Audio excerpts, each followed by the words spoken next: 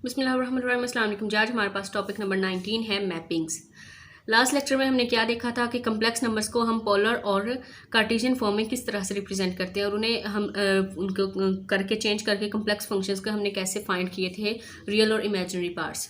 जब हम देखेंगे कि हम अगर ज्योमेट्रिकल रिप्रेजेंटेशन देखें कम्प्लेक्स वैल्यूड फंक्शंस की तो हमारे पास क्या आता है। अच्छा, अब क्वेश्चन ये है कि हमें ऐसा करने की ज़रूरत क्यों है, हम क्यों चाह रहे हैं कि हमें हमारे पास ज्योमेट्रिकल रिप्रेजेंटेशन भी हो इन कम्प्लेक्स नंबर्स की। क्योंकि हमें पता है कि जब भी हम ज्योमेट्रिकल रिप्रेजेंटेशन की बात करते हैं तो हमारे पास जो कम्प्लेक्स वैल्यूड फंक्शंस हैं उनकी ज्योमेट्री जो है हमें बहुत सारी प्रॉपर्टीज़ के बारे में बताती है। ज्योमेट्री को देखते हुए हम बहुत सारी प्रॉपर्टीज़ जो है कम्प्लेक्स नंबर्स की वो फाइंड कर सकते हैं। और इसी तरह से हम ये भी हमारे पास जो है बहुत ब्यूटीफुल सी पिक्चर्स भी आती है हमारे पास कम्प्लेक्स नंबर्स की, जो कि हमें उनके फंक्शंस के बारे में या उनकी प्रॉपर्टीज़ के बारे में बता रही होती हैं। अब क्वेश्चन ये है हमारे पास कि हम किस तरह से ज्योमेट्रिकल रिप्रेजेंटेशन फंक्शंस की है वो गेट कर सकते हैं। ठीक है, अब सबसे पहले हम ये देखते हैं कि हम कैलकुलस में जो फंक्शंस ऑफ वन वेरिएबल पढ़ चुके हैं क्या है कि properties of real valued function. हमारे पास एक फंक्शन दिया गया y equals to f of x. इसकी प्रॉपर्टीज़ ऑब्जर्व करने के लिए हम इसके ग्राफ देखते हैं। ठीक है, इसका ग्राफ किस तरह से, ये है हमारे पास ग्राफ मौजूद है इस फंक्शन से के कॉरस्पॉन्डिंग। ठीक है, अब ये किस तरह से है कि हमारे पास ये जो हॉरिजॉन्टल लाइन है ये हमारे पास डोमेन है, ठीक है, या इनपुट रेंज है, और आउटपुट रेंज ये हमारे पास वर्टिकल लाइन है। ठीक है, अब कोई भी हम इनपुट देंगे तो हमारे पास उसके कॉरस्पॉन्डिंग हमारे पास एक आउटपुट आएगी।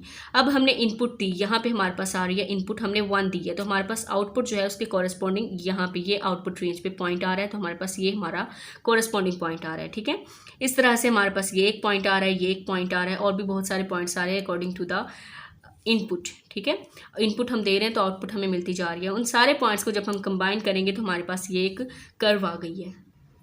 अब इस कर्व को देखते हुए हम इस फंक्शन की बहुत सारी प्रॉपर्टीज़ जो है उन्हें देख सकते हैं। ठीक है, फॉर एग्जांपल यहाँ पे देखिए, ये हमें पॉइंट तो अच्छा मिल गया। ओके, यहाँ पे देखिए, यहाँ से फंक्शन जो है इंक्रीज कर रहा है टू दिस पॉइंट, और ये हमारे पास आ गया लोकल मैक्सिमा आ गया। फिर यहाँ से जो है ये हमारा फंक्शन जो है वो डिक्रीज होना स्टार्ट हो गया है, ये देखिए, और ये इसका लोकल मैक्सिमा आ गया। इसी तरह से हम देख सकते हैं कि जो फंक्शन है कर्व है हमारे पास ये स्मूथ है, इसका मतलब है कि ये फंक्शन कंटिन्यूस है और डिफरेंशिएबल है।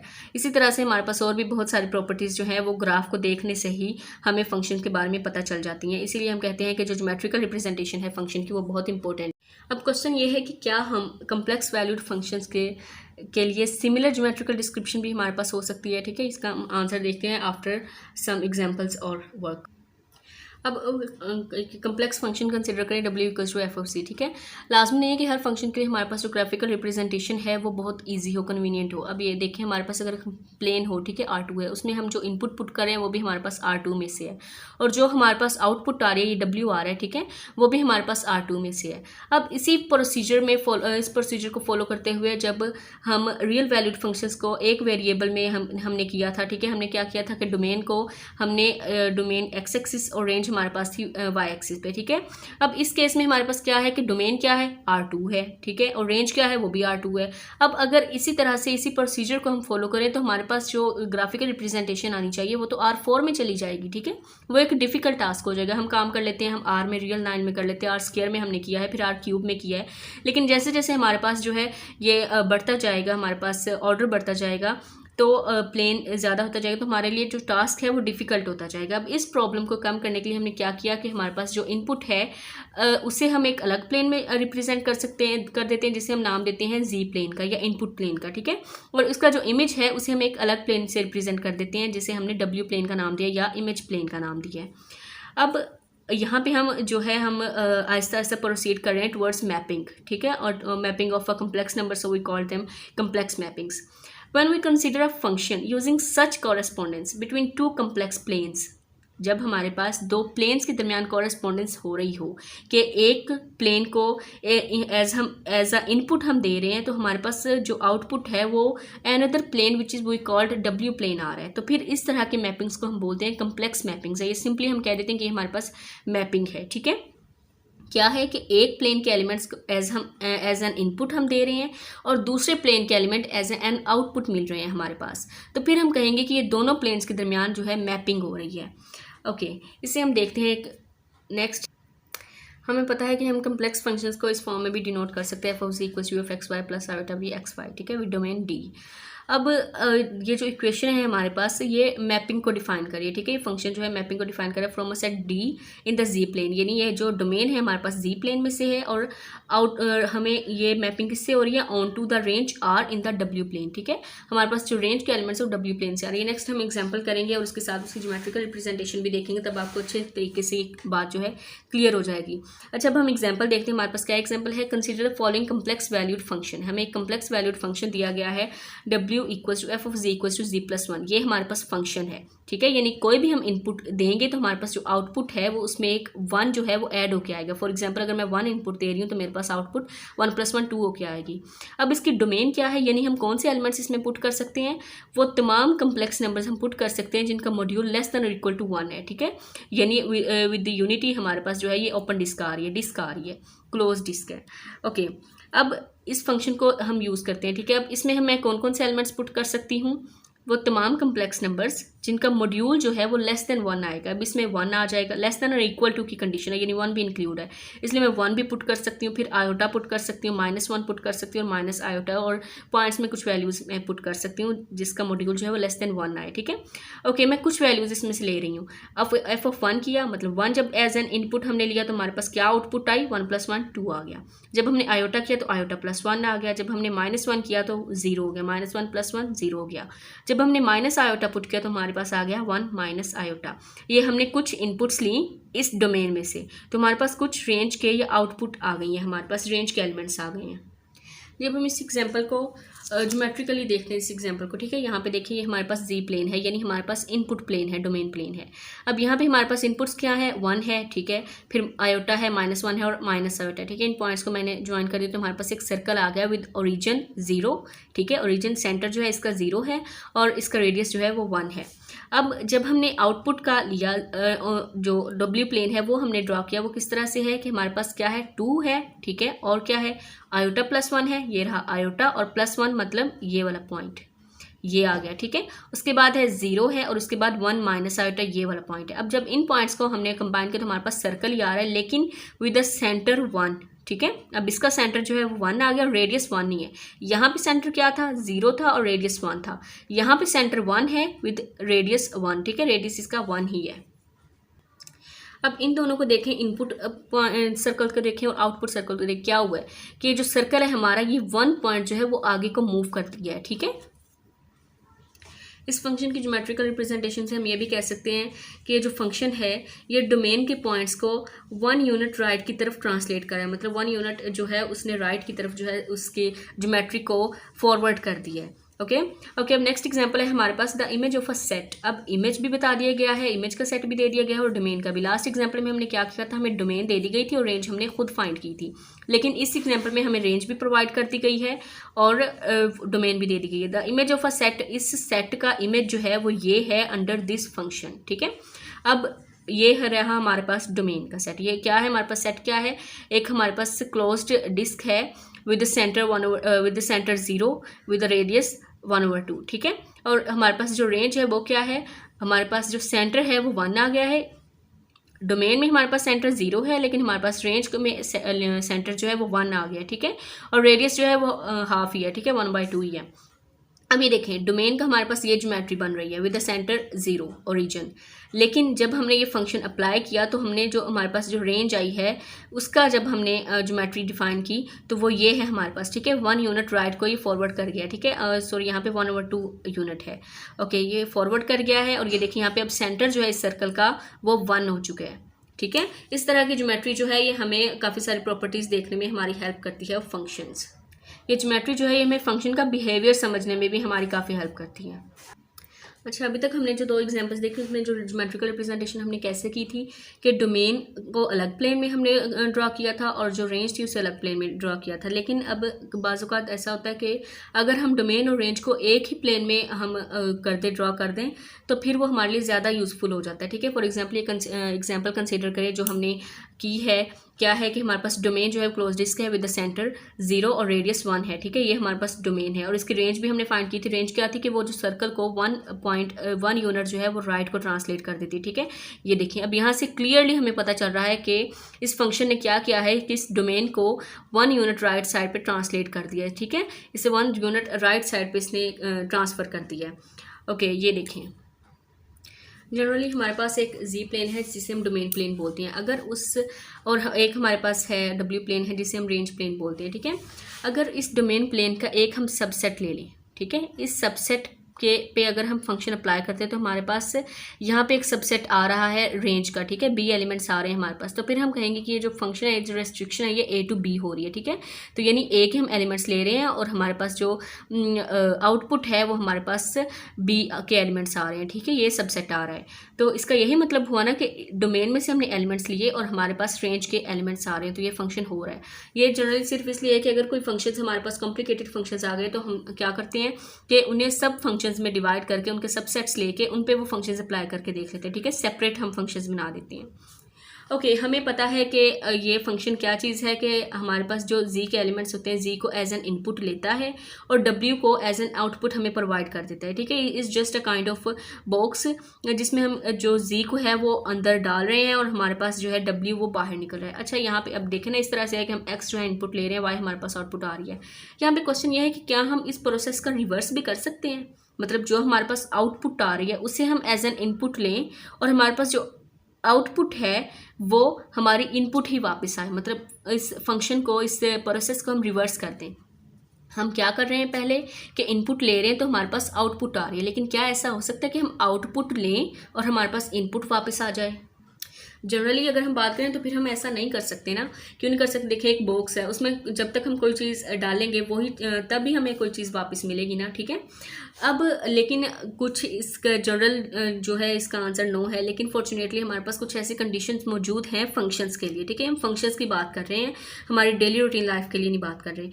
अच्छा, फंक्शंस पे अगर हम कुछ कंडीशंस अप्लाई कर दें तो अंडर दैट कंडीशंस जो है इन्वर्स प्रोसीजर जो है वो हम जो कर सकते हैं, ठीक है। इन्वर्स प्रोसीजर एग्जिस्ट करता है। अब वो कंडीशन क्या है इसे देखने के लिए हम एग्जाम्पल देखते हैं पहले।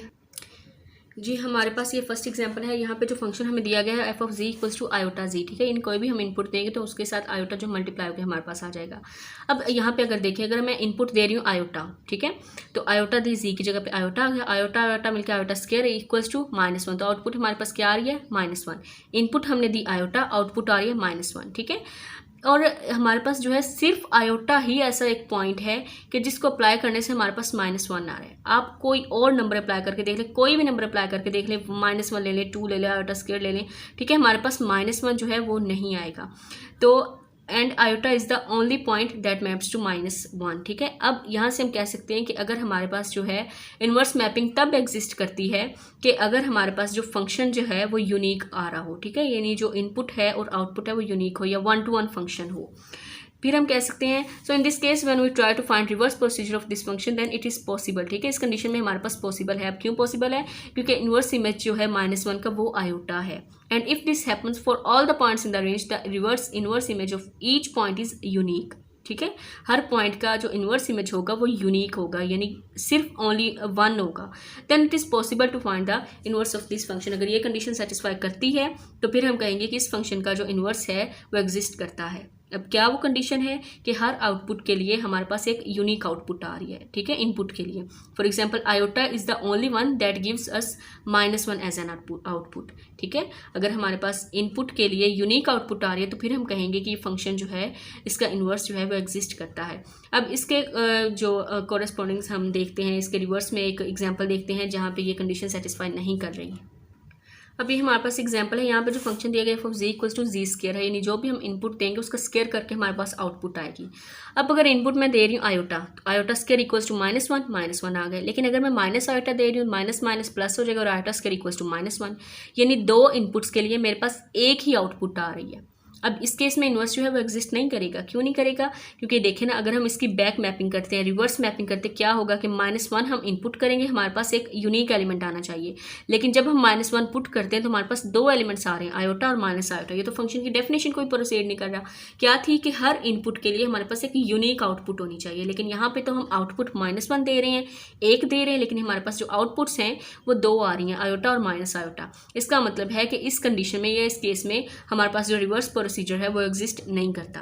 Okay, if we have a function f from domain d to range r, यानी इनपुट हम दे रहे हैं तो हमारे पास आउटपुट आ रही है आर में, then its inverse image is a function from r to d. ठीक है, इनवर्स इमेज क्या होगा, आर हम फिर एज एन इनपुट लेंगे और आउटपुट हमारे पास डी आएगी। ठीक है, और ये तब ही एग्जिस्ट करेगा अगर ये फंक्शन जो है ये 1 to 1 हो। ठीक है, 1 to 1 होने का क्या मतलब है? 1 to 1 की अब हम डेफिनेशन रखते हैं कि कोई भी फंक्शन 1 to 1 होगा अगर हमारे पास f of z1 equals to f of z2 आ रहा है, यानी फंक्शन अप्लाई करने के बाद जो हमारे पास इमेज आ रहा है वो अगर सेम है, तो इसका फिर ये मतलब है कि वो जो हमारे पास डोमेन के एलिमेंट्स है वो भी सेम होनी चाहिए। ठीक है, अगर ऐसा होता है तो फिर हम कहेंगे कि ये फंक्शन हमारे पास 1 to 1 है। अगर ऐसा नहीं होता तो ये 1 to 1 नहीं है।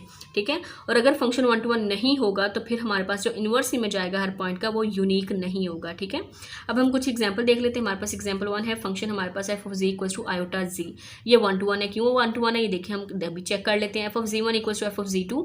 ठीक है, एफ जब हमने फंक्शन अप्लाई किया क्या आ गया, iota z1 equals to iota z2, iota iota cancel होकर z1 इक्वल्स टू z2। ये इसका मतलब है कि ये 1 to 1 है, इसने कंडीशन सेटिस्फाई करती है। अब नेक्स्ट एग्जांपल देखिए, हमारे पास फंक्शन दिया गया f of z equals to z square, ये 1 to 1 नहीं है। क्यों नहीं है? क्योंकि हमारे पास देखिए ना, हमने इनपुट के एलिमेंट्स लिए, आयोटा लिया और माइनस आयोटा लिया, हमारे पास रेंज जो है वो सेम आ रही है -1 -1, लेकिन आयोटा और माइनस आयोटा जो है ये डिफरेंट एलिमेंट्स हैं। ठीक है, ये 1 to 1 नहीं है। ओके, अगर हमारे पास जो फंक्शन है w equals to f of z, यानी जो इमेजेस हैं maps the set a on to 1 to 1 and on to the set b। ठीक है, ऑन टू का मतलब है कि हर एलिमेंट के लिए हमारे पास एक एलिमेंट मौजूद होना चाहिए उसके इमेज में। अब यहाँ पे हम क्या बात कर रहे हैं, रिवर्स इमेज की बात करें, मैपिंग की बात करें, तो इसका मतलब है कि हमारे पास जो इमेजेस का सेट है, ठीक है, रेंज के हर एलिमेंट के लिए डोमेन में एक एलिमेंट मौजूद होना चाहिए। अगर ऐसा होता है तो फिर हम कहेंगे कि ये सेट जो है ये ऑन टू भी है। अब अगर कोई भी जो रिवर्स मैपिंग है या इमेजेस है w equals to f of z, ये हमारे पास 1 to 1 भी होगा और ऑन टू भी होगा, on to the set b, then for each w in b there exist exactly 1 point z in a such that w equals to f of c। ओके, अगर हमारे पास ये हमने बात की कि फंक्शन हमारे पास 1 to 1 भी होगा, ऑन टू भी होगा, तो फिर वो जो इन्वर्स फंक्शन होगा, क्योंकि वो हमारे पास फंक्शन होने की जो इन्वर्स फंक्शन मतलब बैक मैपिंग हो रही है हमारे पास, वो फंक्शन की दोनों कंडीशन जो है वो सेटिस्फाई करेगा। ओके, फिर ये प्रॉब्लम आती है कि हम इसे सॉल्व कैसे करेंगे, हम मतलब इसके रिवर्स फाइंड कैसे करेंगे। वो कैसे करेंगे हम कि हमारे पास क्या है कि हम उसे सॉल्व करेंगे for z as a function of w। ठीक है, पहले हम क्या कर रहे थे, हम सॉल्व कर रहे थे for w as a function of z। ऐसे ही था ना कि w equals to f of z हम फाइंड कर रहे थे। अब हम फाइंड करेंगे z equals to f of w। ठीक है, और by solving, okay, that is the inverse function. फिर किस तरह से होगा, z equals to f inverse w। ठीक है, एफ इनवर्स जस्ट हमने बैक मैपिंग को शो किया, रिप्रेजेंट किया। Can be found at the following equations hold. अब वो इक्वेशंस कौन सी हैं कि जब भी हम z पे हमने फंक्शन अप्लाई किया और फिर जब उस पर हमने इन्वर्स फंक्शन अप्लाई किया तो हमारे पास वापस z ही आ जाएगा। ठीक है, for all z belongs to a। अब a क्या चीज़ है, हमारे पास डोमेन का एलिमेंट है। इसी तरह से जब हमने w पे इन्वर्स मैपिंग अप्लाई की और फिर उस पर हम फंक्शन अप्लाई करेंगे तो फिर हमारे पास वो अगेन w आना चाहिए। ओके, अब हम 1 to 1 और ऑन टू के कंसेप्ट को भी अच्छे से ज्योमेट्रिकली देख लेते हैं। अच्छा जी, ये हमारे पास दो सेट, हमने सब सेट्स ले लिए फंक्शन के। ठीक है, ए और बी, ये हमारे पास डोमेन है और ये हमारे पास रेंज है। ठीक है, अब इसकी मैपिंग हो रही है, किस तरह से हो रही है कि ए में के हर एलिमेंट के लिए हमारे पास बी में एक यूनिक एलिमेंट मौजूद है। ठीक है, उस फंक्शन का। ओके, ये तो हमारे पास हो गया। अब बैक मैपिंग या ऑन टू किस तरह से होगा ये मैपिंग कि बी के हर एलिमेंट के लिए ए में कोई ना कोई एलिमेंट, एक एलिमेंट, यूनिक एलिमेंट मौजूद होगा। ठीक है, अगर ऐसा होता है तो फिर हम कहेंगे कि ये ऑन टू भी है, और अगर ये दोनों कंडीशन सेटिस्फाई हो जाती हैं तो फिर हम कहेंगे कि ये जो फंक्शन है हमारे पास, ये हमारे पास एक इन्वर्स फंक्शन है। ठीक है, या रिवर्स फंक्शन है। ओके, अब ये जो हमने कंडीशंस देखी किस तरह से है कि कोई भी हम एलिमेंट ले रहे हैं, z ले रहे हैं, ठीक है, एज एन इनपुट ले रहे हैं, उस पर एफ ऑफ z हमने फंक्शन अप्लाई कर दिया, फिर वो जो हमने फंक्शन अप्लाई किया उसे हमने एज एन इनपुट लिया और उस पर फिर हमने बैक मैपिंग अप्लाई किया, इन्वर्स फंक्शन अप्लाई किया, तो हमारे पास बैक जो है वो यही वाला फंक्शन z आ जाएगा। जब हमारे पास एक एग्जांपल मौजूद है, एक फंक्शन दिया गया w equals to f of z equals to iota z for any complex number z, यहाँ पे यानी जो हमारे पास डोमेन है वो सारा कम्प्लेक्स प्लेन है। अब हमने इसका क्या करना है कि इन्वर्स मैपिंग इसकी हमने चेक करनी है। अच्छा, मैं आप लोगों के लिए बहुत हार्ड वर्क कर रही हूँ, ठीक है, हैंडआउट्स बना रही हूँ आप लोगों के लिए सिर्फ, तो आप चैनल को सब्सक्राइब ज़रूर कीजिए क्योंकि आप लोगों की सब्सक्रिप्शन ही मेरे लिए अप्रिसिएशन है। ओके, जितना अप्रिशिएट करेंगे मैं आप लोगों के लिए उतना ही अच्छा काम करूँगी। अच्छा, अभी हमने एग्जांपल देखी है, अब हम उसका सोल्यूशन देखते हैं। अब हम ये देख सकते हैं कि जो हमें फंक्शन दिया गया है f of z equals to iota z है, ठीक है। ये क्या है, 1 to 1 है, क्योंकि हम कोई भी हम कम्प्लेक्स नंबर z की जगह पे नंबर प्रोवाइड करेंगे तो हमारे पास एक रेंज का एक एलिमेंट आ जाएगा, और ऑन टू भी है क्योंकि हम कोई भी हम रेंज का एलिमेंट लेंगे तो वो हमारे पास एक डोमेन का एलिमेंट वापस प्रोवाइड करेगी, ठीक है। तो अब यहाँ से हम इसकी इन्वर्स मैपिंग भी देख सकते हैं किस तरह से, w किसके इक्वल है, आयोटा z के। अब यहाँ से हम z की वैल्यू भी तो फाइंड कर सकते हैं, z equals to w over iota, या इसे माइनस आयोटा w का भी नाम दे सकते हैं, ठीक है। अब हमने क्या फाइंड करना है, एफ इनवर्स। तो ये देखिए हमारे पास एफ इनवर्स आ गया क्योंकि हमने क्या फाइंड करना था, एफ ऑफ डब्ल्यू फाइंड करना था, ठीक है, इन टर्म्स ऑफ जी, ठीक है। ओके, ये हमने हमारे पास जो है इन्वर्स मैपिंग आ गई है for all complex numbers W. अब हम कोई भी हम डब्ल्यू कम्प्लेक्स नंबर प्रोवाइड करेंगे हमारे पास, तो हमारे पास से हमें जो है वो रेंज का एलिमेंट दे देगा, या जो कि असल में डोमेन का एलिमेंट होगी। बैप मैपिंग की बात हो रही है। अच्छा, यहाँ पे देखिए जी है हमारे पास, लेकिन हम इसे जनरल नोटेशन के लिए हम इसे डब्ल्यू भी यूज़ कर सकते हैं, और समटाइम्स हम इसे वेरिएबल जी का भी नाम दे देते हैं, ठीक है। Inverse g equals to minus iota g, और ये दोनों कंडीशंस जो है ये भी इसमें होल्ड कर रही हैं इस फंक्शन में। कौन सी हैं, ये वाली दोनों जो मैंने अभी देखी। अच्छा जी, different properties of mappings can be noticed by observing images of carefully chosen subsets of its domain. क्या है कि अगर हम डोमेन में से कोई एक सबसेट भी चूज़ कर लें, ठीक है, लेकिन वो सबसेट जो है वो एग्जैक्टली बहुत केयरफुली हमने सेलेक्ट करना है, तो उसकी प्रॉपर्टीज़ देखते हुए या उस पर मैपिंग्स अप्लाई करके हम पूरे सेट की या पूरे डोमेन की हम प्रॉपर्टीज़ जो है वो देख सकते हैं, ठीक है। These subsets are usually described by equations और इनइक्वालिटीज़। इन दिस सिचुएशन में हमने क्या किया कि inverse functions help us in describing images of subsets. अच्छा, अब हम एक एग्जांपल देख लेते हैं कि शो दैट द फंक्शन हमें एक दिया गया है, मैप्स द लाइन, एक लाइन पे वो कर रहा है, एक लाइन से वो एक दूसरी लाइन पे मैप कर रहा है, ठीक है। फंक्शन क्या है, माइनस जी है, तो ये मैपिंग कहाँ से हो रही है, माइनस जी प्लस 1 से माइनस यू माइनस 1 तक मैपिंग हो रही है, ठीक है। इस केस में हमारे पास क्या है कि सबसेट हमने ले लिया डोमेन का, वो क्या है, ए ले लिया, ठीक है। वो किस तरह से, x plus iota y such that y equals to minus x plus 1, ये हमने सबसेट जो है वो चूज़ कर लिया है, और हमने जो इमेजेस हैं उसमें से भी एक हमने सबसेट चूज़ कर लिया है, b equals to f of a कर लिया, ठीक है। The defining conditions for b can be found as follows. अब देखें ये कंडीशन हमने किस तरह से डिफाइन की हैं, हमने क्या फाइंड करना है, डब्ल्यू equals to f of g, वो क्या है, यू प्लस आयोटा वी, ठीक है। अब इस सेट का हमने इमेज फाइंड करनी है, ठीक है, बी सेट हमने फाइंड करना है एफ ऑफ ए। अब यहाँ से हम देख सकते हैं कि हमारे पास जो कम्प्लेक्स प्लेन जी प्लेन में हमारे पास ये पॉइंट वाई इक्वल्स टू क्या है, माइनस एक्स प्लस 1 ये है, ये हमारे पास एक लाइन आ रही है, लाइन सेगमेंट आ रही है। अब हम इसका इन्वर्स फाइंड करना चाह रहे हैं, इस केस में क्या है, f inverse g equals to minus g, ठीक है, यानी वो सेम फंक्शन आ रहे हैं, दोनों एक दूसरे के इन्वर्सिस हैं। अब हमने वो फंक्शंस, हमने वो कम्प्लेक्स नंबर्स फाइंड करने हैं जो कि इमेजेस के एलिमेंट्स होंगे, ठीक है। अब उसके लिए हम क्या करना पड़ेगा, इन्वर्स मैपिंग करनी पड़ेगी। तो एफ इन्वर्स डब्ल्यू किया हमने, तो बिलोंग्स टू ए, ठीक है, डब्ल्यू जो है ए से बिलोंग कर रहा है, तो ये क्या आ गया, माइनस डब्ल्यू, क्योंकि हमारे पास कोई भी कम्प्लेक्स नंबर हम उसमें फंक्शन में देंगे तो उसका नेगेटिव हमारे पास आएगा, ठीक है, तो उसी सेट में बिलोंग करेगा। अब माइनस डब्ल्यू आ गया, और डब्ल्यू क्या चीज़ है हमारे पास, u plus iota v, minus डब्ल्यू क्या हो गया, minus u minus iota v, ठीक है। इसका मतलब है कि माइनस यू और माइनस वी जो है ये ए में बिलोंग कर गए हैं। अब यहाँ से हम क्या करना चाह रहे हैं, हम इसकी, अब हमारे पास कंडीशन क्या थी कि y equals to minus x plus 1 होना चाहिए, ठीक है। तो इन अदर वर्ड्स ये जो हमारे पास y कोऑर्डिनेट है minus v equals to u plus 1 आ गया, v equals to minus u minus 1 आ गया, ठीक है। अब अगर हम इस सेट ए को चेंज कर दें तो हमारे पास दूसरी इन्फॉर्मेशन आ जाएगी इस फंक्शन के बिहेवियर की। अब इसमें क्या था कि हमारे पास जो डोमेन का था फंक्शन या डोमेन सेट था, उस पर हमारे पास जो हमारे पास आ रही थी मैपिंग आ रही थी वो ये थी, ये हमारे पास लाइन सेगमेंट था, लेकिन जो हमारे पास इमेजेस आए हैं वो हमारे पास ये लाइन आ रही है, ठीक है, ये लाइन आ रही है। ओके, यहाँ तक कि आज हम करते हैं। इस लेक्चर में हमने क्या देखा कि ज्योमेट्रिकल डिपिक्शन देखी हमने कम्प्लेक्स वैल्यूड फंक्शंस की, और इसका यूज़ करते हुए हमने डिफरेंट प्रॉपर्टीज़ भी देखी फंक्शंस की और उनकी ज्योमेट्रिकल रिप्रेजेंटेशन भी देखी, हमने वन टू और ऑन टू फंक्शन को भी देखा, और हमने मैपिंग्स को भी डिटेल से देखा। नेक्स्ट हम नेक्स्ट लेक्चर में करेंगे। ओके, टेक केयर, अल्लाह हाफिज़।